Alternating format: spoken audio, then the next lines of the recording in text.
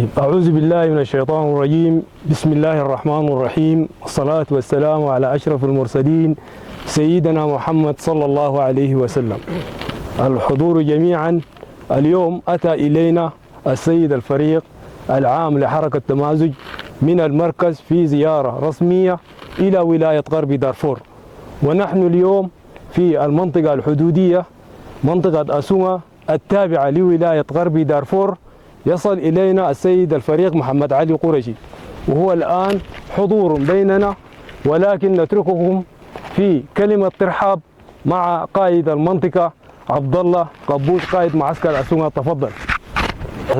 الحمد لله رب العالمين، والصلاة والسلام على أشرف المرسلين وعلى سيدنا محمد وعلى آله وصحبه وسلم.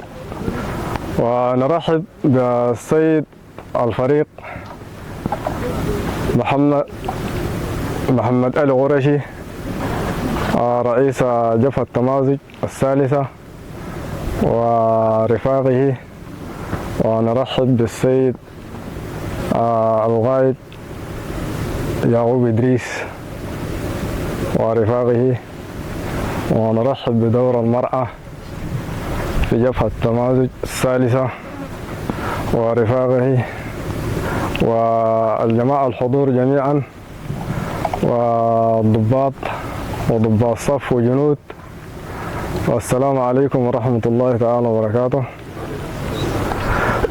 والله نشكر السيد الرئيس لزيارته لنا في هذا الموقع، والله متمنينا من زمن طويل، وأراد الله أن اليوم تكون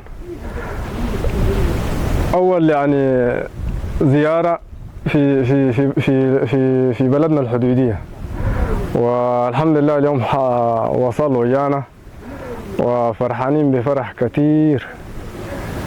يعني كل الناس السيد الفريق بتقول الوجوه القاعدة ديل ما الجيش كله في استعدادات برا، وماسك قافل البوابات في الشريطة الحدودية دي كلها، قافل البوابات ديل ولا جيش كامل.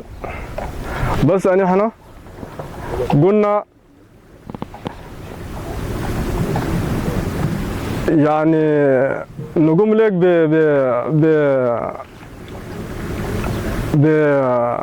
بحشد كبير، متمنين اكبر من ده كتير. الشيء داير انا اقول رسالتي نوصلها عليك السيد الفريق، والله جاهزين، الجيش ده جاهز ورابط واقف فوق. وقلت هسي يتحرك من محل ده، والله ما احنا ما فهمنا سلاح عندنا. هاي انا دايرين نخش قدام يا جماعه، ما دايرين نقنوا في الحدود ده ونجي نطاردوا هنا ذاته. انا دايرين القوه دي كلها تشيلها وتمشي لنا بها قدام هناك، يمشي قدام يقعد قدامك هناك في بورسودان، قدام هناك قدام البرهان، عشان يشوف اين تتملي. والرسالة دي ممكن أن نرسل رسالة حاليا البرهان بنفسه. والله شوف يا البرهان، قوات تمازج يعني ما تشوف تقول تكتفي بهذه القوات. قوات تمازج أقل لها حاجة نحن هنا بس عندنا 12,000. دي ما شاركت ذاتها، ما شاركت نهائي، دي خاطينها كده بس نشوفوا بلاها. لكن يوم خلاص كتم الصح بورسودان جوا تاني، دي ما عندها كده. دي بورسودان جوا تمشي قدام المحلات اللي قدام الصعبة دي، حقتنا دي بتفرتكها. نحن متأكدين وواثقين بالكلام ده. والله لم نخاف من إنسان، لم نخاف من طيران لا يقول لنا نحن بنجيكم بجاي ده كله، والله ما فهمنا. والسيد الفريق نشكرك كثير، ونحن قدامك في أي فج عميق، نحن قدامك. دايرنا بالليل نحن معك، دايرنا نهارا نحن معك، أرضا بحرا جوا زي ما قال أخونا ده.